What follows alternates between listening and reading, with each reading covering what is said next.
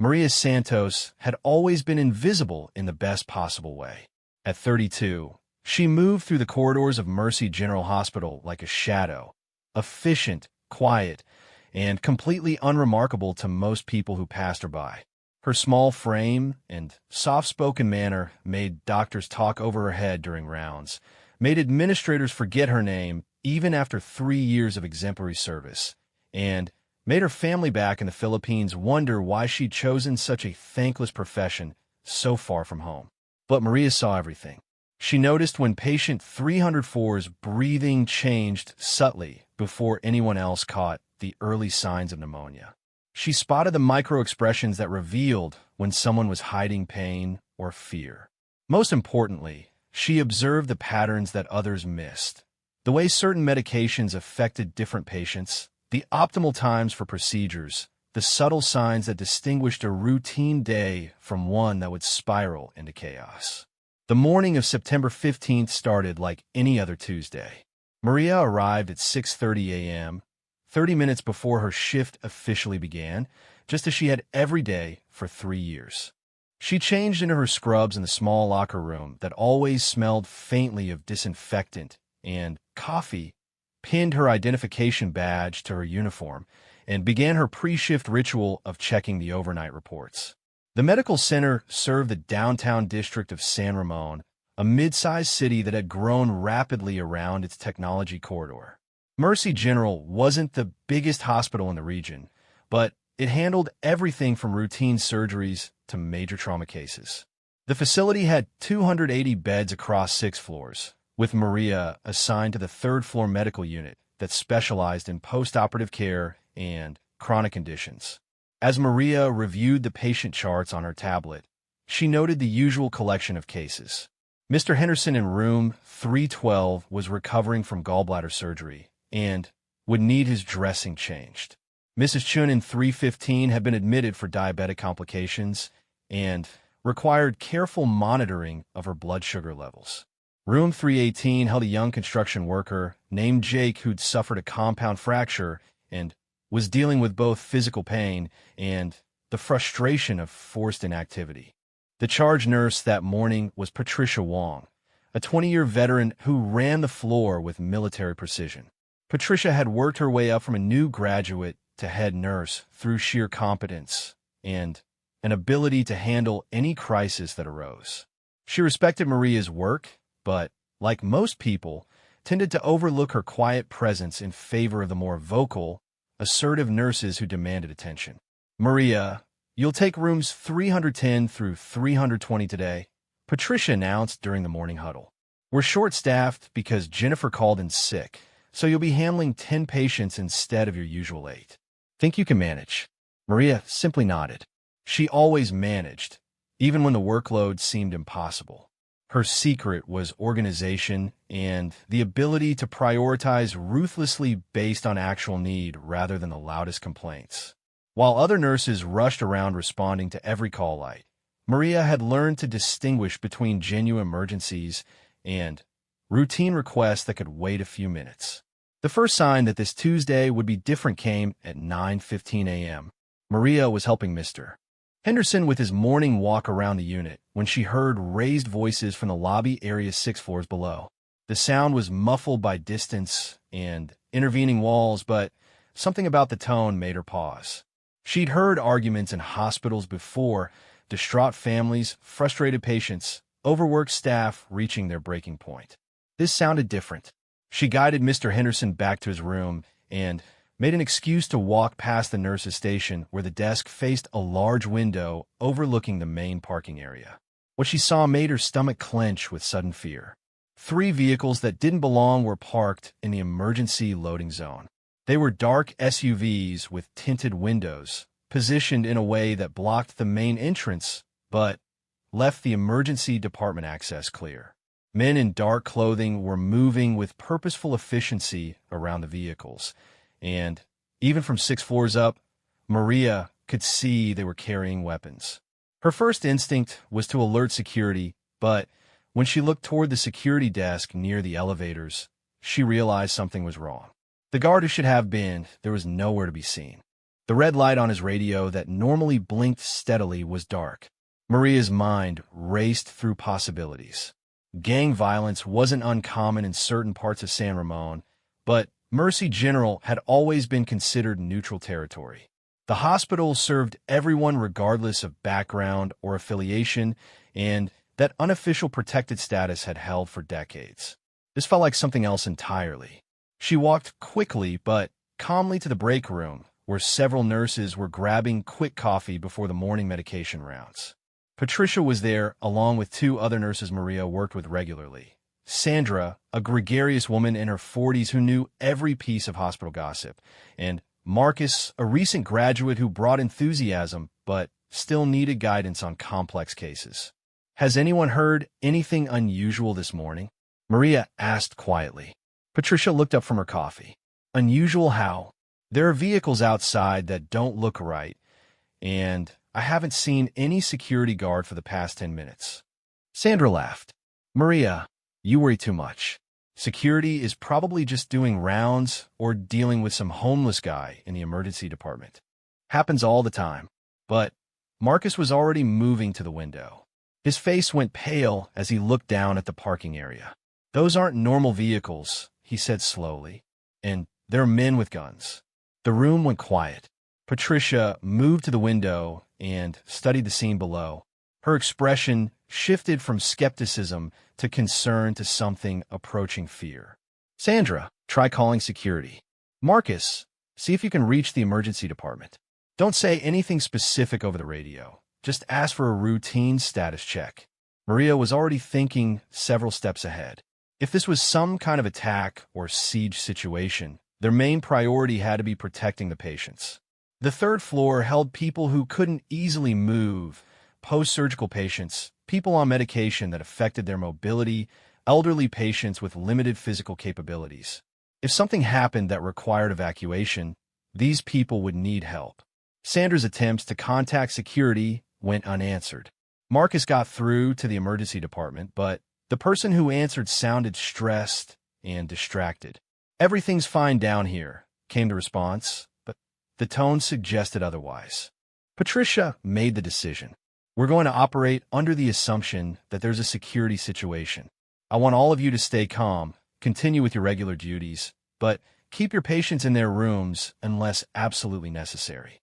If anyone asks why, say we're implementing infection control protocols."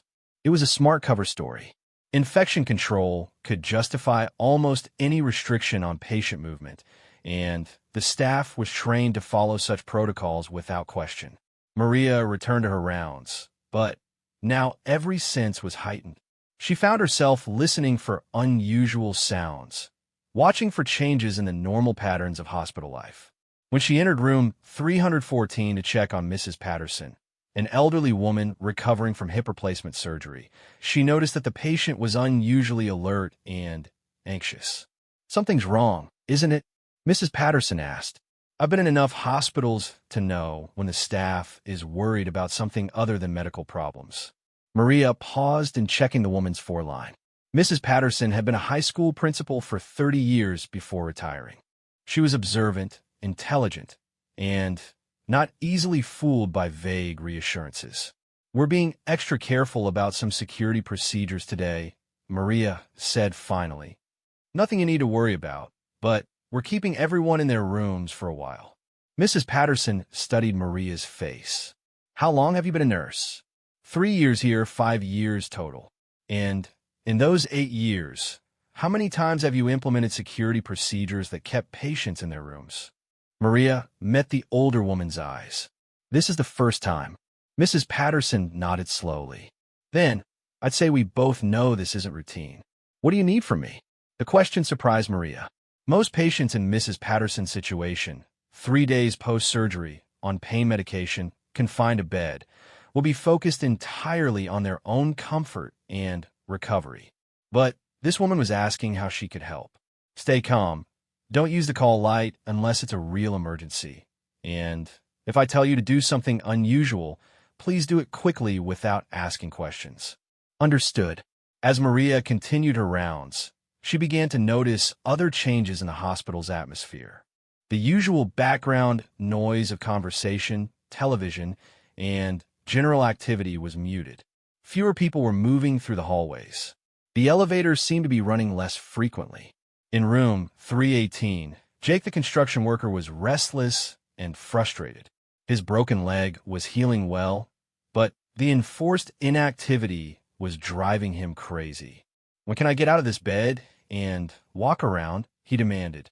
"I feel fine except for the leg, and sitting here all day is making me nuts." Maria checked his chart. Jake was actually scheduled to begin physical therapy that afternoon, with supervised walking using crutches. Under normal circumstances, she would have encouraged him to start moving around. Today was different. "The doctor wants to wait another day or two before you start putting weight on that leg," she lied smoothly. "I know it's frustrating, but if you push too hard too early, you could set back your recovery by weeks." Jake wasn't happy, but he accepted the explanation. Maria made a mental note to check on him frequently. Bored, frustrated patients sometimes made poor decisions about following medical restrictions. At 10:30, Maria was updating medication records when she heard the unmistakable sound of the main elevators being shut down. The mechanical whir that had provided constant background noise suddenly stopped. Emergency protocols called for elevator shutdown in certain situations, but always with advance notice to staff. She walked to the stairwell and listened carefully. From below came the sound of voices, but they were too distant to make out words. What she could determine was that there were more people in the lower levels than usual, and they seemed to be concentrated near the main lobby and administrative areas. Maria returned to the nurse's station, where Patricia was trying to maintain normal operations while clearly struggling with the lack of information about what was happening in the rest of the hospital. "Any word from administration?" Maria asked quietly. Patricia shook her head. "Nothing official, but I just tried calling the pharmacy to check on a medication order, and no one answered." The pharmacy always answers.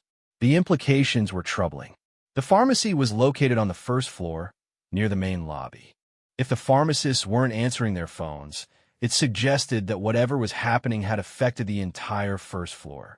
Marcus approached them with a worried expression. "I just tried to access the employee intranet to check some lab results, and it's down. Not just slow, completely down." Maria felt pieces of a puzzle clicking together in her mind. Vehicles outside with armed men. Security guards missing. Elevators shut down. Communications systems failing. This wasn't random violence or a medical emergency. Someone had planned this carefully. "We need to assume we're on our own," she said quietly. "Whatever's happening downstairs, we can't count on help from security, administration, or anyone else." Patricia looked at her with surprise. Maria rarely spoke up during crisis situations, preferring to follow established protocols and wait for direction from supervisors. But something about this situation demanded a different approach. "What are you thinking?" Patricia asked. "I think someone has taken control of the hospital, at least the lower floors. If they wanted to hurt patients or staff directly, they would have come to the patient floors first. Since they're staying in the administrative areas, they probably want something else, money, drugs, or they're using the hospital for some kind of leverage." Sandra shook her head. "That's crazy. Who would take over a hospital? And why?" Marcus was nodding slowly. "Actually, it makes sense from a tactical perspective. Hospitals have medical supplies that are valuable on the black market. They have money and controlled substances. Plus, if you want to put pressure on law enforcement, threatening sick people creates maximum impact." Maria realized that Marcus's military background, he'd served as a medic before becoming a nurse, was giving him insights that the rest of them lacked. "So what do we do?" Patricia asked. Maria surprised herself by answering without hesitation. "We protect our patients and wait for help to arrive. We maintain normal routines as much as possible to avoid panic. We gather information carefully, and we prepare for the possibility that we might need to evacuate or secure this floor." Patricia stared at her. "Maria, you've never even volunteered to be charge nurse for a shift. Where is this coming from?" Maria didn't have a good answer for that question. All she knew was that when she looked at the floor full of vulnerable patients, people recovering from surgery, elderly patients with limited mobility, individuals dependent on medication, and medical equipment, something fierce and protective had awakened inside her. Someone has to think about these things, she said simply. Our patients can't protect themselves. The next hour passed in tense routine. The nurses maintained their medication schedules and patient care duties, but the atmosphere on the floor had changed. Patients sensed the staff's anxiety even when they tried to hide it. Several asked direct questions about why things felt different. Maria found herself becoming the unofficial coordinator for information gathering. Her naturally quiet observation skills made her ideal for noticing details that others missed. She discovered that the stairwells were still accessible, but that there seemed to be people positioned at certain levels. She could hear voices and movement that didn't match normal hospital patterns. At 11:45, the situation escalated dramatically. The hospital's public address system crackled to life, and a voice that definitely didn't belong to any hospital administrator spoke to the entire building. Attention patients and staff. The hospital is currently under new management. For your safety, remain in your current locations. Do not attempt to leave your floors or contact outside authorities. Medical care will continue as normal. Any attempts to interfere with our operations will result in serious consequences. The message repeated twice more, then the speakers went silent. Maria looked around the floor and saw fear on every face, staff and patients alike. In room 315, she could hear Mrs. Chun crying softly. From 318 came the sound of Jake cursing and demanding to know what was going on. Patricia stood frozen, clearly overwhelmed by a situation far beyond anything covered in nursing school or hospital emergency training. Marcus was already moving toward the stairwell, his military training probably telling him to gather intelligence about the threat they faced. Wait, Maria said quietly but firmly. We need to think this through. Both of them stopped and looked at her. If they're monitoring the stairwells, sending someone down to investigate will just reveal that we're not following their instructions to stay put. We need information, but we need to get it without putting anyone at risk. Sandra joined them, her usual cheerful demeanor replaced by obvious fear. So what we do? Just sit here and wait? Maria was quiet for a moment, thinking, we do exactly what they told us to do. We stay here and continue medical care. But we also prepare for different scenarios. If this is about money or drugs, they'll probably finish whatever they're doing and leave. If it's something else, we might need to protect our patients in other ways. Patricia found her voice again. How do we prepare without knowing what we're preparing for? Maria had been thinking about that question for the past hour. We identify our most vulnerable patients, people who can't be moved easily or who depend on equipment. We figure out what medical supplies we have on this floor and what we might need if we're cut off for an extended period. We establish communication with patients so they know what's happening without panicking. It was a reasonable plan, but as Maria outlined it, she realized they were operating in completely uncharted territory. None of them had training for hostage situations or siege scenarios. They were nurses trained to provide medical care in controlled environments with established support systems. But they were also the only things standing between their patients and whatever was happening in the rest of the hospital.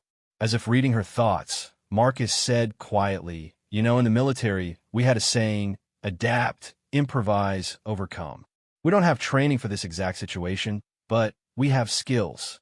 We know how to stay calm under pressure, how to care for people who are vulnerable, how to work as a team when things get complicated. Maria nodded. And we know this building, these patients, these systems better than whoever is downstairs. That has to count for something. The afternoon stretched ahead of them, full of unknowns and potential dangers. But for the first time since she'd seen those vehicles in the parking lot, Maria felt something other than fear. She felt determined. The patients on the third floor were depending on them. And despite what everyone had always assumed about quiet, unremarkable Maria Santos, she had no intention of letting them down. As she began to make a systematic plan for protecting and caring for 10 patients under siege conditions, Maria discovered something surprising about herself. When everything familiar disappeared and only the essential remained, she wasn't invisible anymore. She was exactly what the situation required. By noon, Maria had transformed from an overlooked staff nurse into the unofficial commander of the third floor. The change hadn't happened dramatically. There was no moment when she announced her leadership or when others formally acknowledged it. Instead, it emerged naturally as the reality of their situation became clear, and Maria's practical responses proved more valuable than anyone's panic or confusion. The first systematic challenge came when Mr. Henderson in room 312 began experiencing complications from his gallbladder surgery. His temperature spiked to 102.3 degrees, and his surgical site showed signs of infection that required immediate antibiotic treatment. Under normal circumstances, this would involve consultation with the surgical team, blood work from the lab, and possibly imaging studies from radiology. None of those resources were available. Maria stood at Mr. Henderson's bedside, checking his vital signs while her mind worked through the options. The man was 68 years old, had diabetes that made him prone to infections, and was showing clear signs that his post-operative recovery had taken a dangerous turn. "Patricia," she called quietly to the charge nurse who was hovering uncertainly in the doorway. "We need to start broad-spectrum antibiotics immediately. Check what we have in the medication room. I need to see everything we've got for serious infections." Patricia hesitated. Shouldn't we try to contact his surgeon first, or get orders from a doctor? "There are no doctors available," Maria said matter-of-factly, "and Mr. Henderson can't wait for someone to become available. He needs treatment now, or he's going to get much sicker very quickly." This was the moment that defined everything that followed. In normal hospital operations, nurses don't initiate major treatment decisions independently. They follow physician orders, consult with supervisors, and work within established protocols. But these weren't normal operations.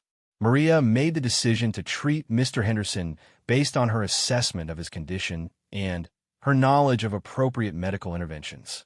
She selected an antibiotic regimen that would address the most likely causes of his infection, calculated the dosing based on his weight and kidney function, and began treatment. Marcus watched this process with growing respect. "You know," he said quietly as Maria programmed the 4-pump, "in combat medicine, we make these kinds of decisions all the time. When you can't reach a doctor, you do what the patient needs and worry about the paperwork later." "This isn't combat," Sandra protested. Maria looked up from a 4-pump. "Isn't it? We have patients who need medical care, no outside support, limited resources, and an unknown threat. The main difference is that our enemies aren't shooting at us. They're just preventing anyone else from helping us." Over the next hour, Maria's approach to the crisis became the model for the entire floor. When Mrs. Chin's blood sugar dropped dangerously low, Maria didn't wait for authorization to adjust her insulin regimen. When Jake became increasingly agitated and demanded to know what was happening, Maria sat down and explained the situation honestly but calmly, then negotiated an agreement about his cooperation in exchange for regular updates. Most importantly, she began organizing the staff and patients into a functioning community that could sustain itself under siege conditions. "Sandra, I need you to inventory all the medications we have access to on this floor," Maria directed. "Not just what's in the medication room, but everything, emergency supplies, samples, anything that might be useful. Create a list organized by type and quantity. Marcus, check all the equipment. I want to know what's working, what needs backup power, and what we can do without if necessary. Also, test the communication systems. Find out if the phones work for internal calls, even if outside lines are down. Patricia, we need to talk to every patient about what's happening and what they can expect. People handle emergencies better when they understand the situation instead of imagining worst-case scenarios. Each assignment played to the individual's strengths while contributing to their overall preparedness.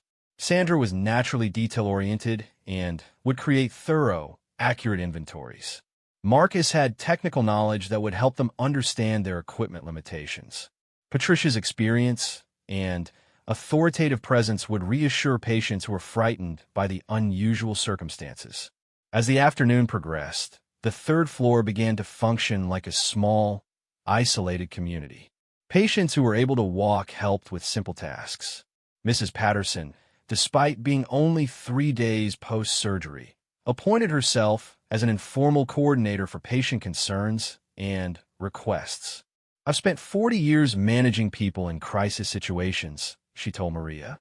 "Teenagers facing final exams, parents dealing with problem children, teachers handling impossible administrators. The principles are the same: keep people informed, give them ways to contribute, and maintain as much normal routine as possible." Jake, once he understood that his forced inactivity was part of a larger emergency rather than arbitrary medical restrictions, became surprisingly cooperative. His construction background made him useful for practical problem-solving about the physical environment. "If we needed to barricade this floor or create secure areas, I could figure out how to do it with medical equipment and furniture," he offered. "I've worked enough construction sites to know how to make barriers that would slow people down." Maria filed that information away as potentially useful while hoping it wouldn't become necessary. The most challenging patient situation involved Mrs. Chun, whose diabetes management required careful monitoring and adjustment throughout the day. Her condition was complicated by stress, which was making her blood sugar levels unpredictable despite medication. "I'm scared," Mrs. Chin admitted to Maria during an afternoon blood sugar check. "My daughter doesn't know where I am, and if something happens to me here, she'll never forgive herself for not visiting yesterday." Maria sat down beside the bed. "What's your daughter's name?" "Lisa. She's a teacher, like Mrs. Patterson. She has 2 little boys, and she works so hard, and I didn't want to worry her about the hospital stay because it was supposed to be routine. When this is over, the first thing we'll do is help you call Lisa. But right now, the best thing you can do for her is take care of yourself. She's going to need her mother to be healthy and strong." It was a simple conversation, but it represented something important about Maria's approach to the crisis. She wasn't just managing medical conditions. She was caring for people as whole human beings with relationships, fears, and emotional needs that affected their physical health. At 2:30 p.m., they received their first direct contact from whoever was controlling the hospital. Marcus was monitoring the stairwell when he heard footsteps approaching. He quickly returned to the nurse's station and alerted the others. A man in dark clothing appeared at the stairwell entrance to their floor. He was armed, but didn't point his weapon at anyone. He looked around at the normal scene of nurses going about their duties and patients resting in their rooms. "Any problems up here?" he asked Patricia. "No problems," Patricia replied, her voice steady despite the obvious tension. "We're continuing with normal patient care." The man nodded and looked directly at Maria. "You're the one who's been organizing things up here?" Maria met his eyes calmly. "I'm just doing my job." "Good. Keep doing it. We don't want any trouble with the medical operations." "How long can you maintain normal care without outside support?" It was a surprisingly practical question, and Maria realized that whoever was running this operation had thought through the logistics of maintaining a functioning hospital while achieving whatever their objectives were. "Depends on what you mean by normal care," Maria answered honestly. "We can handle routine medication, basic monitoring, and minor emergencies for several days. If someone needs surgery or intensive intervention, that's different." "Anyone in that category?" Maria hesitated, thinking about Mr. Henderson's infection and Mrs. Chen's diabetes management. Both conditions could potentially escalate into life-threatening emergencies, but right now they were stable. Not at the moment, but medical situations can change quickly. The man studied her for a moment. "If you have a real emergency, something that threatens someone's life, you can contact us through the call system. Don't abuse it for routine issues." He turned and left without further explanation. Patricia waited until his footsteps faded before speaking. Was it smart to be so honest with him? He asked practical questions, and seemed genuinely concerned about patient care, Maria replied. If they wanted to hurt people, they wouldn't be asking about our capabilities. This tells me they're trying to minimize harm while achieving some other goal. Marcus nodded. That matches what I observed about their positioning and behavior. This is professional, organized, and focused on control rather than violence. They want the hospital to function normally except for whatever they're doing in the administrative areas. Sandra looked between them. So we're, collaborating with terrorists? We're taking care of patients, Maria said firmly. That's our job regardless of what else is happening. If maintaining normal medical care happens to serve their interests too, that's fine with me, as long as our patients are safe. It was a pragmatic position that reflected Maria's growing confidence in her ability to navigate the crisis. She was learning to separate the essential from the peripheral, to focus on what she could control while adapting to circumstances beyond her influence. The afternoon continued with a mixture of normal medical routines and unusual situational management. Medication schedules were maintained. Vital signs were checked. Patients were fed, cleaned, and comforted. But underlying all these familiar activities was the constant awareness that they were operating independently, cut off from the usual support systems that made hospital care possible. Maria found herself making decisions that would normally require multiple consultations and approvals. When Mrs. Patterson's pain medication seemed less effective than usual, Maria adjusted the dosing based on her assessment of the patient's needs. When Jake's physical therapy was due, she modified the routine to work within the constraint of staying on their floor. Each decision built her confidence and demonstrated to the others that skilled, knowledgeable nursing could handle a wide range of medical situations independently when necessary. At 4:15, Sandra finished her inventory of available medications and supplies.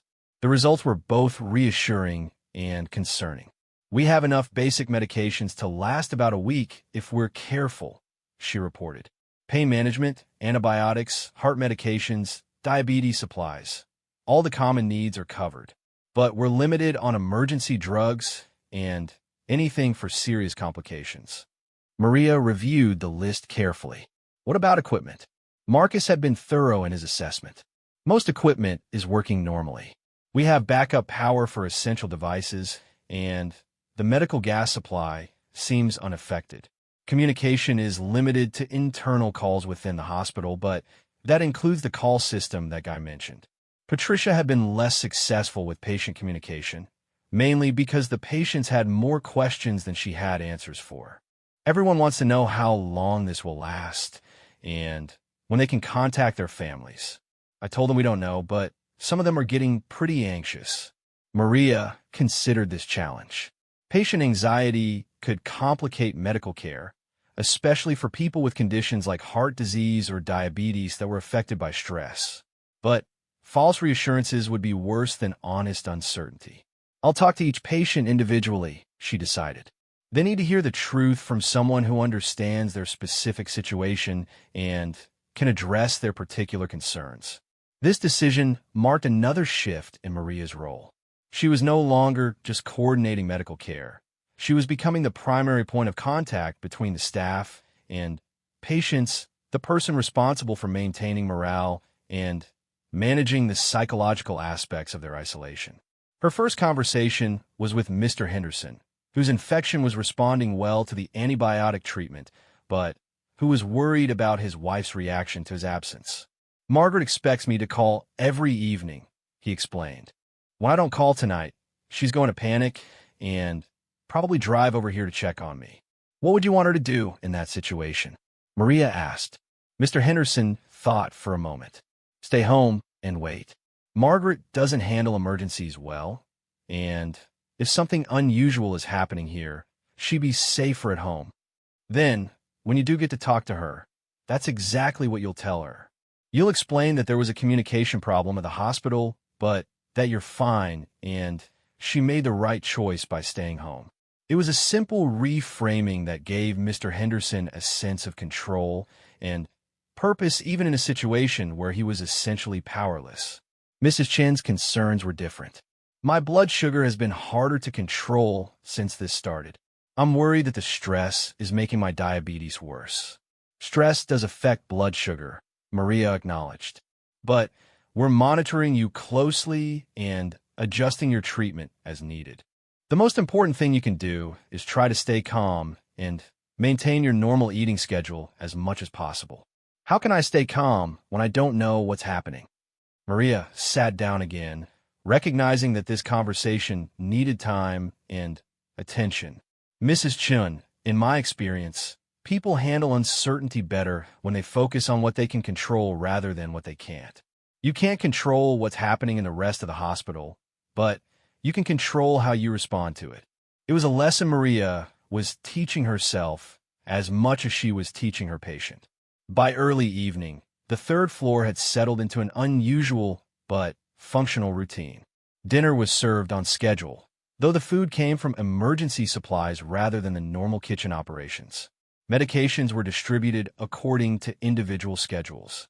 Patients who were able to walk got supervised exercise in hallways. Most importantly, everyone, staff and patients, had adapted to the reality that they were temporarily cut off in the outside world, but capable of taking care of themselves. Maria was updating patient charts when Patricia approached her with a question that had been on everyone's mind. How long do you think this will last? Maria considered the question carefully.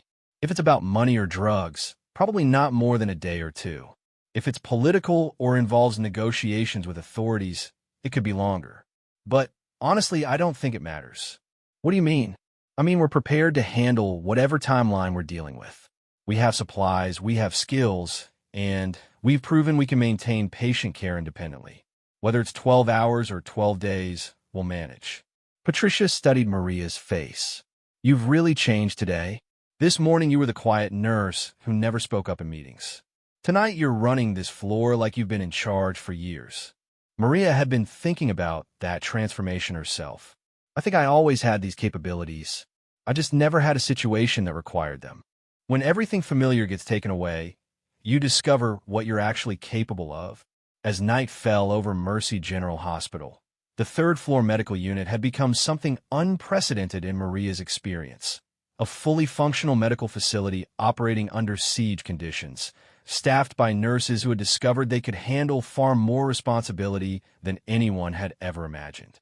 And at the center of it all was a woman who had spent 3 years being overlooked and underestimated, now proving that competence and leadership could emerge from the most unexpected places when the situation demanded it. The siege wasn't over, but Maria Santos was no longer the same person who had started her shift that morning. Neither were her patients, her colleagues, or anyone else who had witnessed what happened when quiet strength was given the opportunity to shine. The second night of the siege brought Maria face to face with the kind of medical emergency that would test everything she had learned about leadership, decision-making, and working without a safety net. It started at 2:17 a.m. when Jake's call light began flashing insistently from room 318. Maria had been dozing in the break room, catching whatever rest she could while remaining alert for patient needs. The nursing staff had organized themselves into overlapping shifts to maintain continuous coverage, with Maria accepting the responsibility of being on call for emergencies throughout the night. She found Jake sitting up in bed, his face pale and his breathing rapid and shallow. His broken leg, which had been healing without complications, was now swollen and discolored below the cast. More alarming was the way he was holding his chest and struggling to get enough air. "Something's wrong," he gasped. "My leg feels like it's on fire, and I can't breathe right." Maria's assessment was swift and thorough. Jake's vital signs told a story that made her stomach drop. His heart rate was elevated, his blood pressure was dropping, and his oxygen saturation was dangerously low. The swelling in his leg, combined with the respiratory symptoms, pointed to a life-threatening complication that she had hoped never to see during the siege. Pulmonary embolism. A blood clot from his injured leg had traveled to his lungs. Under normal circumstances, this diagnosis would trigger an immediate response involving the emergency department, respiratory therapy, radiology for emergency imaging, and quite possibly surgery. Jake would be rushed to intensive care for monitoring and treatment with powerful blood-thinning medications. None of those resources were available. Maria's mind raced through the options as she placed Jake on supplemental oxygen and tried to make him as comfortable as possible. Pulmonary embolism was frequently fatal if not treated aggressively and immediately. But the standard treatments required medications and monitoring capabilities that weren't available on the medical floor. "Marcus," she called quietly, knowing that his military medical training might provide insights that her civilian nursing background couldn't offer. Marcus took one look at Jake's condition and understood immediately. He asked quietly. Maria nodded. "Almost certainly. Big clot, maybe multiple clots based on how much trouble he's having breathing." "What do we have for treatment?" It was the crucial question. Maria had been preparing for this possibility since the afternoon before, reviewing her mental inventory of available medications and thinking through scenarios that might require emergency intervention. "We have some heparin for 4-line maintenance, but not enough for therapeutic anticoagulation. We have morphine for pain management, but his blood pressure is already low. We have oxygen, but if his condition deteriorates, he's going to need more support than we can provide." Marcus was thinking along the same lines. In field medicine, sometimes you have to make do with what you have and hope it's enough to keep someone alive until you can get them to definitive care. But that approach assumed that definitive care would eventually become available. In their current situation, they had no way of knowing when or if outside medical support would return. Maria made the decision that would define not just Jake's survival, but her own understanding of what it meant to be responsible for someone's life under impossible circumstances. "We're going to treat him with what we have," she announced. "We'll use the heparin we have available, manage his symptoms aggressively, and monitor him continuously. If his condition deteriorates beyond what we can handle, we'll use the emergency communication system to contact whoever's running this operation." Patricia, who had been awakened by the commotion, looked doubtful. "Maria, heparin therapy for pulmonary embolism requires precise dosing and laboratory monitoring. If we get it wrong, we could make him worse. If we do nothing, he dies," Maria replied simply. "If we try to treat him and make mistakes, he might die. Those aren't great options, but one of them gives him a chance." She began calculating heparin dosing based on Jake's weight and the protocol she had memorized during nursing school. It was educated guesswork without laboratory values to guide her, but it was better than watching him suffocate from blood clots in his lungs. As Maria prepared the medication, Jake grabbed her hand. "Am I going to die?"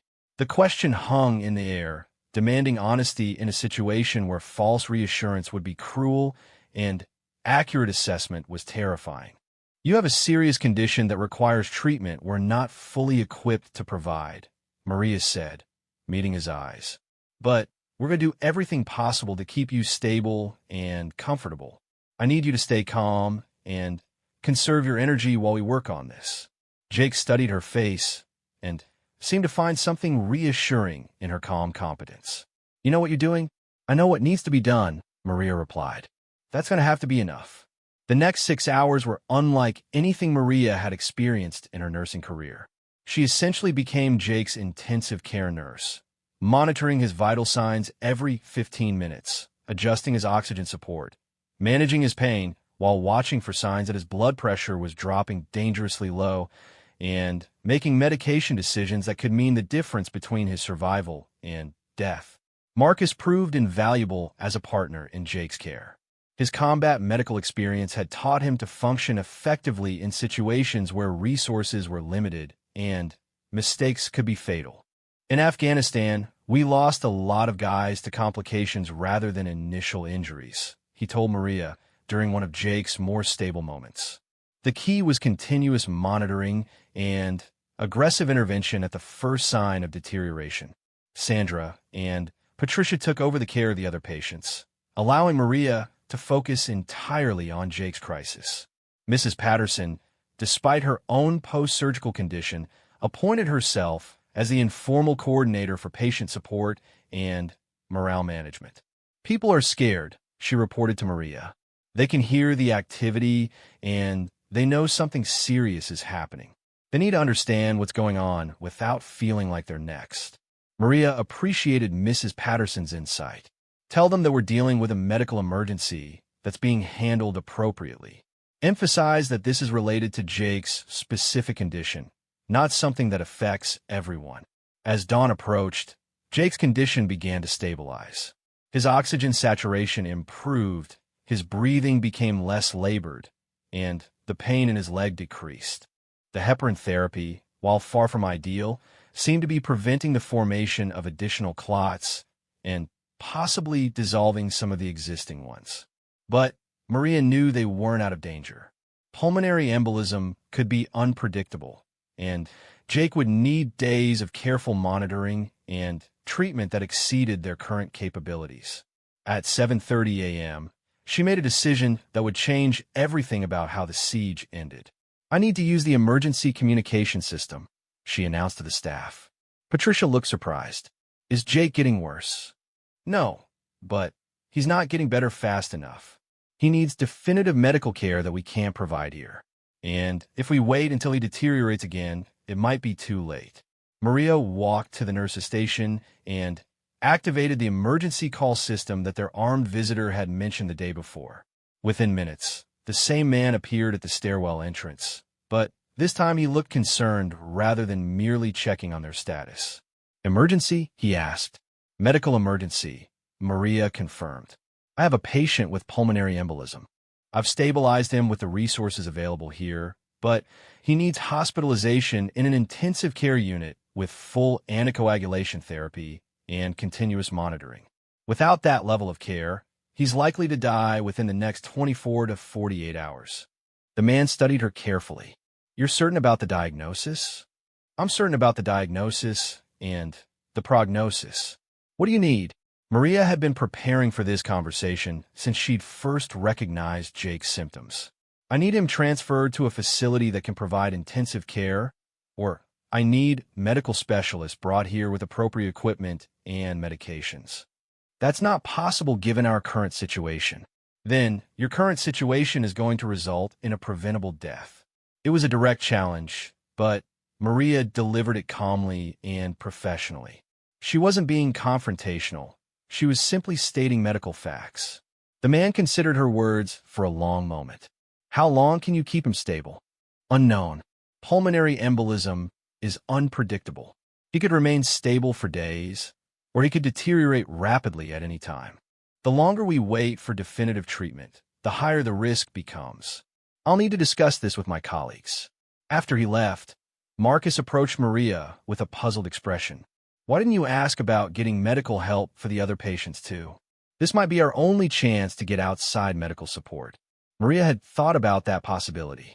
"Because Jake is the only one facing an immediate life-threatening emergency.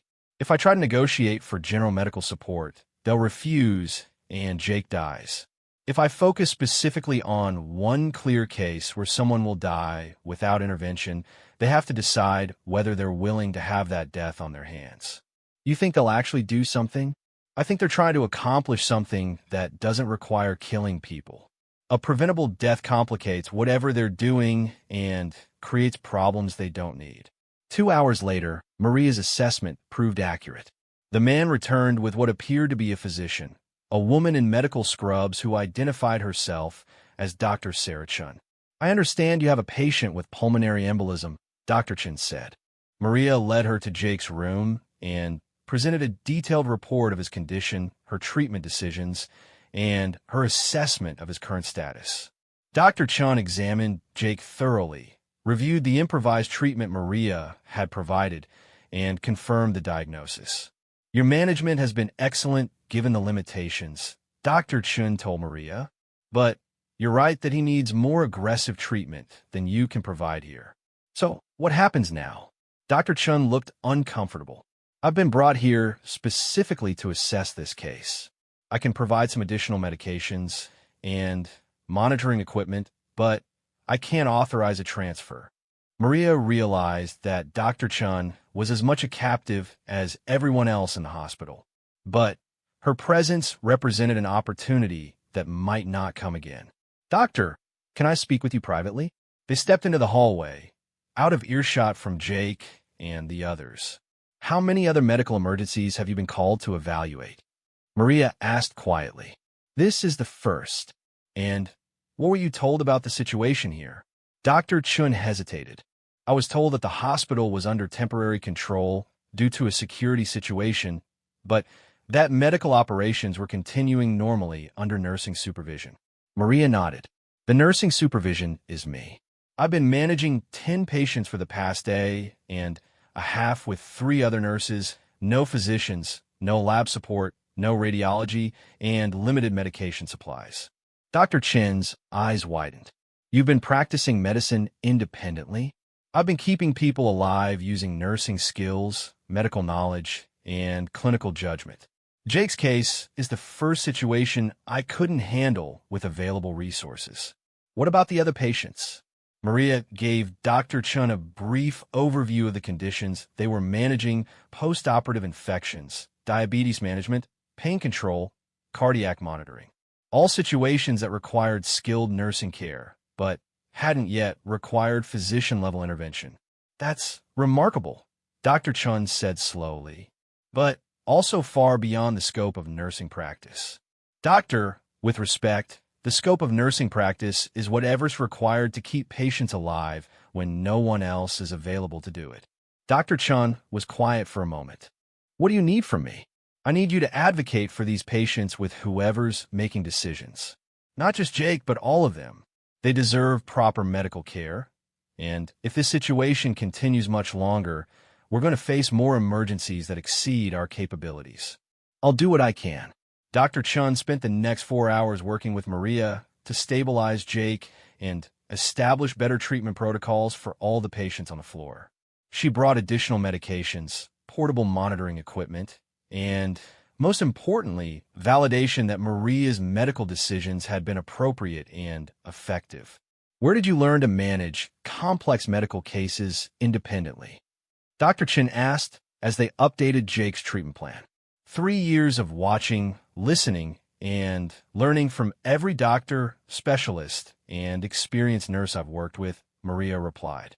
Plus nursing school training that emphasized critical thinking and clinical assessment. Most nurses would have been overwhelmed by this situation.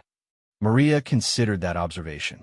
Most nurses work in systems where they don't have to make independent medical decisions. When the system disappears, you discover what you're actually capable of. At 3:20 p.m., everything changed again. The hospital's public address system came to life, but this time the voice belonged to someone in law enforcement. "This is Captain Rodriguez of the San Ramon Police Department. The situation at Mercy General Hospital has been resolved. All areas of the hospital are now secure. Normal operations will resume immediately." Within minutes, the elevators were running again. Security guards appeared on every floor. And Dr. Chun was no longer a captive consultant. She was a physician who could provide comprehensive medical care. But something unexpected happened in the transition back to normal operations. When Dr. Peterson, the chief of staff, arrived on the 3rd floor to assess the situation, he found something he hadn't anticipated. Instead of chaos, crisis, or compromised patient care, he discovered a medical unit that was functioning more smoothly than many units did under normal circumstances. "I need a report on patient status," he announced to the assembled nursing staff. Patricia started to respond, but Dr. Peterson was looking at Maria. "You're the nurse who's been coordinating care during the crisis." "Yes, sir. Walk me through what you've done." Maria provided a concise, professional summary of the past day and a half. She described the medical emergencies they had handled, the treatment decisions that had been made, the resource management that had kept everyone stable, and the systems they had developed for maintaining patient care under crisis conditions. Dr. Peterson listened without interruption, occasionally asking clarifying questions about specific medical decisions. When Maria finished, he was quiet for a long moment. "Show me your documentation." Maria had maintained detailed medical records throughout the crisis, documenting every medication administered, every assessment performed, and every treatment decision made. The records were thorough, accurate, and reflected a level of medical care that exceeded what most people would have expected from nursing staff alone. Dr. Peterson reviewed several charts carefully. These treatment decisions, they're appropriate and well-reasoned. Some of them are quite sophisticated. Thank you, sir. That wasn't entirely a compliment. Some of these decisions are outside the scope of nursing practice. Maria met his eyes calmly. Sir, with respect, when there's no one else available to make those decisions and patients' lives are at stake, the scope of nursing practice becomes whatever's necessary. Dr. Peterson studied her for a moment. What's your background? Where did you complete your nursing education? Maria provided her professional credentials, none of which seemed particularly impressive in the context of what she had accomplished. How many years of nursing experience? 8 years total, 3 years here. Previous leadership experience? None. Dr. Peterson looked around the floor, observing patients who were calm and comfortable, staff who were functioning efficiently, and systems that were operating smoothly despite having been essentially cut off from normal hospital support for more than 30 hours. Ms. Santos, effective immediately, you're being promoted to assistant nurse manager for this unit. Additionally, I want you to work with our emergency preparedness committee to develop protocols based on what you've learned during this crisis. Patricia looked shocked. Sandra's mouth fell open.